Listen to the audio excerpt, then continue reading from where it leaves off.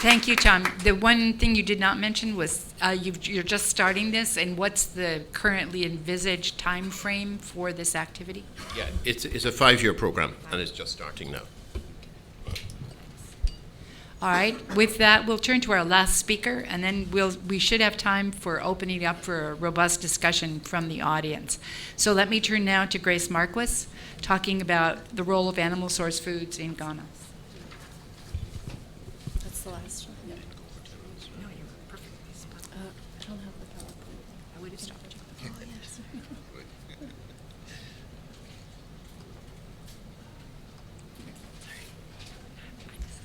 Good morning. The experience that I'm going to share is quite different than the ones that we've heard to date, but I think there are lessons to learn from all of these that we can think about how to combine the role of agriculture and nutrition and to make these sustainable for the well-being of vulnerable populations.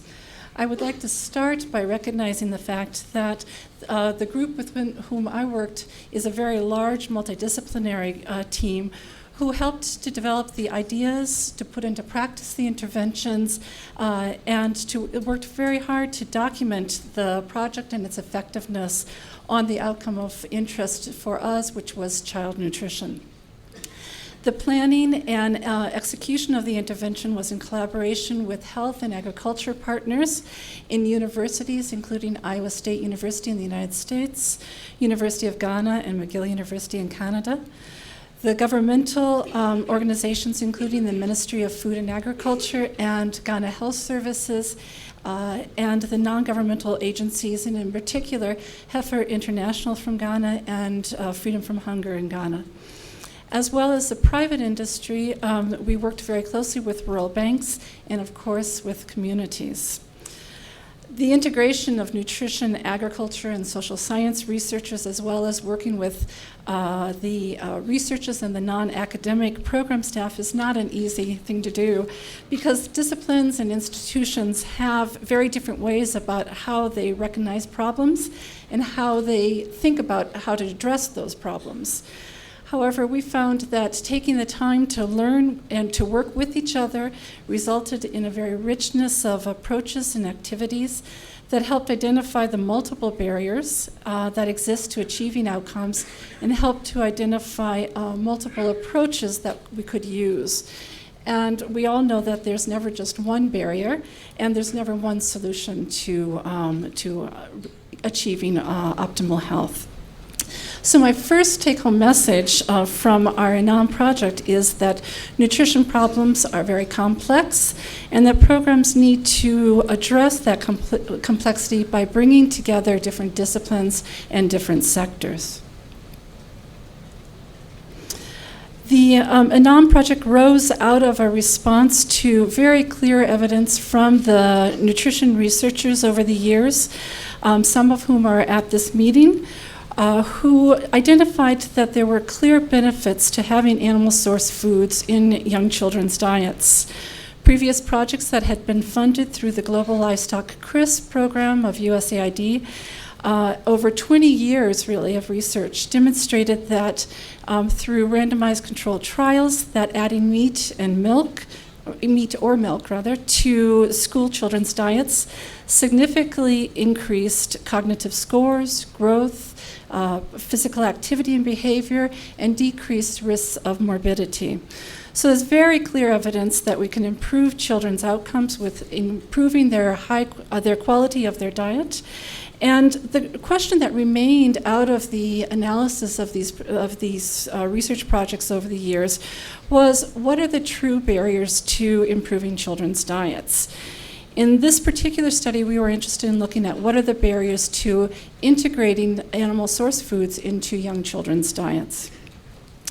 Certainly at the time when we started this project, there was a common belief that the major problem was inadequate income, and that was an insurmountable barrier, and I would like to suggest that that's not the case. Ghana was a reasonable site to address this question, whereas there had been some improvements and a lot of interest in child health through the Ghana Health Services. They had managed to increase exclusive breastfeeding rates quite dramatically, and about the best in the world, actually. the quality of the children of the diet of young children once they introduced foods remained very poor. This contributed to extremely high prevalence of anemia, with 78% of children from 6 to 59 months in 2008 having been anemic, and over a third of the children being stunted. And malnutrition, as we heard earlier, is an important contributing factor to the under 5 mortality rate, which in Ghana at the time was 80 over 1,000. So the Anon Project started by developing a problem model that would guide all of our activities over the years of the project. This was carried out in full collaboration with all of our partners that you saw on that first slide, as well as other non-governmental organizations and trade agents, organizations that we brought in to talk to us and to share their ideas. Over a lengthy workshop, we developed a problem model shown here with the highlighted areas, those key areas that our partners felt any project should address if they were going to deal with the issue of availability, accessibility, and use for young children of animal source foods. You'll note that income is certainly there, but it's not the only one. They talked about having to address problems of marketing linkages, processing and storing foods, of improving the nutrition knowledge of families, as well as individuals who are working with those families, household food allocation practices, as well as cultural beliefs that might limit foods and because they were thought inappropriate for young children. In addition to formalizing this model that would serve our project, one of the fundamental parts of bringing our partners together in this very early stage was that they became committed to the project and felt ownership of this project over the years and helped to lead to a sustainable activity. So my second message is bringing your local partners from very different sectors at the beginning and assure that they're very active partners rather than just partners in name. The Anon Project was a quasi-experimental, community-based intervention that was focused on increasing the use of animal source foods in children's diets in rural Ghana. It was carried out in 6 rural communities. We had 181 caregivers of young children who lived across 3 agroecological zones. We had 6 matched communities with 287 women and their children who were selected as the comparison group. And the intervention was a 16-month project that consisted of 4 sequential 16-week microcredit loans to support individual women's income generation activities and included weekly group meetings in the communities for entrepreneurial training, young child nutrition education, and then the weekly collection of loan repayment and individual savings, which was targeted at 10% of the loan. The loans were small, about $50 per caregiver, which increased over time. And all the participants formed into solidarity groups of 3 to 5 women who were responsible for approving each other's loans as well as guaranteeing the loans. So the renewal of loans at each cycle depended upon repayment of all loans in the village. The type of activities that these women did included fishmongering, fish smoking, selling of different kinds of foodstuffs or cooked foods, processing foods for resale, and egg production. We found that the project needed to offer not only money, but also, in cases, technical support and some in-kind grants for specific activities to allow women to engage in them. So, for example, Heifer provided support for women who wanted to raise poultry for eggs. Money was not always sufficient. Sometimes families were unable to access the consumables that they needed to start an activity, and so the project needed to take those into consideration and to provide those directly. And those were lessons that we learned from listening to individuals with a lot of experience in doing income generation activities around Ghana. Our mutual relationships were very important. With the Ministry of Food and Agriculture, they seconded 2 of their staff to our project, which resulted in benefits for both of us, that their staff were able to better do their activities, and we gained very experienced field staff. 2 minutes. The project collected data quarterly for the intervention and comparison households in microcredit performance, household socioeconomic indicators, food expenditures, food security, nutrition knowledge, and children's dietary intakes and anthropometric measurements. And we used qualitative methods of case studies to understand the variation success of partners. The integrated intervention demonstrated that poor households could improve the quality of their children's diets by increasing the profitability of their small businesses. Rural women increased their purchasing power. They were able to decrease household food security and improve the quality of their children's diets and nutritional status.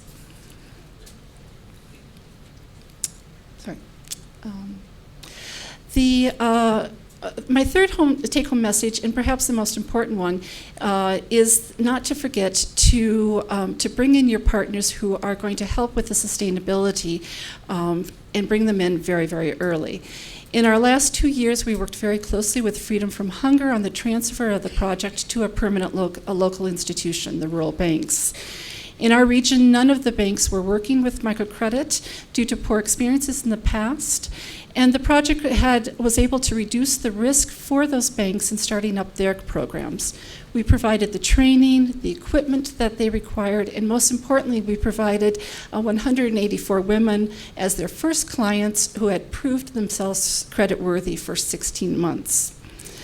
The local rural banks provided resources to continue not only the microcredit, but also the nutrition and the entrepreneurial education as an integral part of their loan program. This may not have happened if we had not had the time to reinforce the importance of education to the banks. So now in the north and the central Ghana, the banks have hired our staff to continue as project staff to carry out the education components. And they have rapidly expanded beyond our areas. After 1.5 years, they were assisting over 2,000 women, 96 credit groups, had 12 dedicated staff, and were rotating over $1 million. So in conclusion, the Anon Project provided evidence that an integrated package that is based on sound scientific research, so that you know that what you do should have the effect that it will have, offers both knowledge,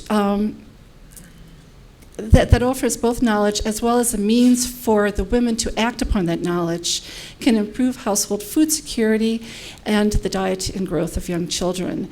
And that this is a viable approach that can be used by private financial sectors to reach out to isolated poor households and improve child nutrition throughout Ghana. Thank you.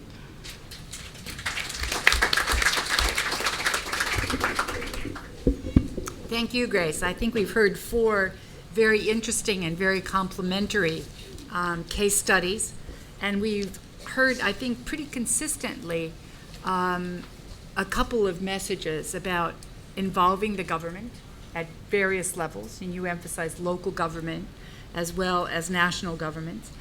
I think we've also heard a message about really identifying what it is you're trying to achieve, whether it's something very broad and societal, as in the Brazilian case, or very targeted and focused, as in the other 3 cases.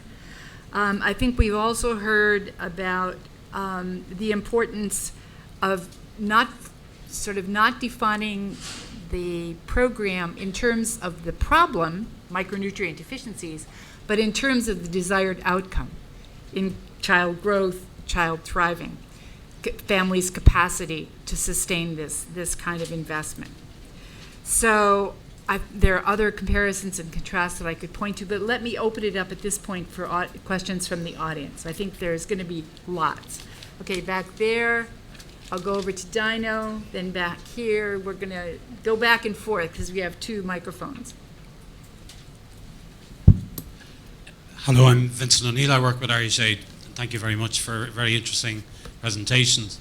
I think one common thread through them also was the importance of targeting women. And I'd like to ask the panel, please, if they could are there some key lessons that we need to learn in terms of designing national programs and broader scale interventions, because women have such an important role in making the links between agriculture, nutrition and health that we need to take on board? Thank you. Great, very excellent question. I'm going to take, yes, back there. Yeah, Dinah's got it, okay. Could I just endorse what Victoria Quinn said, that I don't believe that agriculture is being taken seriously, and we need to find ways of doing that.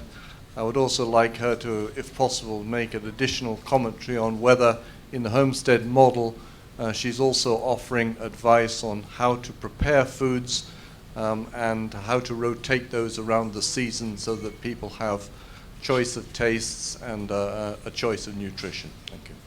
Okay, great. And then we'll do this up in front here, and then we'll have a quick back and forth.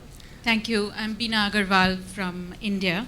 I had a question particularly to the three whose programs have been ongoing. And the question is, what are the necessary conditions do you see? What principles can you extract? I mean, some of those were mentioned earlier by the chairperson, but which you feel could allow transfer of this experience to communities, if it's within the country, and across countries? So for Brazil, is it that it's a particular juncture in Brazil's development, per capita income, etc., that it was able to sustain universalization of food security and food access? And I also wanted to ask you that you've had in the previous president's regime the conditional cash transfer scheme, and whether you see that as complementary and coming prior to this, which is of course also targeted to women as well. And one small question to Grace. My general question is also to Victoria, but question to Grace, that if you tried something else in randomized trials, if not animal source food or some other form, what is your sense that might also have produced similar results? Because one of the things about randomized trials is you predetermine what sort of intervention you're going to take, and then you say, yes, well, this works, but you don't necessarily then have an alternative system. And although you're saying income is not important, in fact, you started with a strong intervention on income, which is microcredit to women. So those are the questions. Okay, we have actually 4 or 5 questions, but let's take these. Importance of targeting of key lessons regarding designing national programs. Comments there for women. The question about fruits and vegetables and seasonality and preparation and more of that. And then regarding the lessons from ongoing programs and the transfer of experiences. Although I have to just say that I heard a lot of people relying on IFPRI to help write this stuff up. So that's clearly one of it. But we have a question from Brazil, particularly with regard to complementary actions, and specifically then to Grace on predetermining the sort of focus of interventions. Okay, who wants to start? Yes, go ahead, Victoria. I'm always happy to jump in. In terms of Vinny's question regarding some of the lessons learned for targeting women, I think a key lesson is just never assume without what the situation is without doing, we really need to do the assessment and analysis before we design programs. And one area that hasn't been adequately addressed, I believe, in these sorts of programs, and it's something we would like to do more of, again, we need resources to do this, is to look at impact on time allocation of women involved in activities and time for childcare, either to prove myths or dispel myths. So I'm not sure which way it will go. I think understanding women's situation before the programs are designed is really important. In some cases, you might be planning to get excess income via marketing activities, but then you learn that women in that culture have no access to markets. So obviously, these are key things. So the bottom line is assessment and analysis before you design the actions of the program.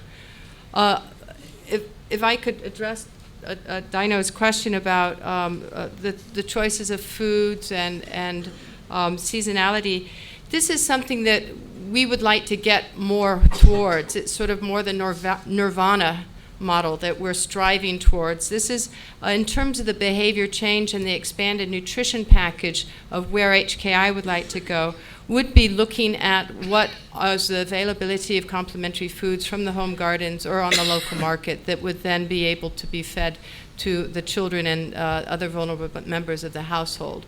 So that's something we would like to get towards. I could not say now, apart from I think in Nepal where we are doing that, that is something that we'd like to build into all our programs. And that comes with strengthening the behavior change aspects as well.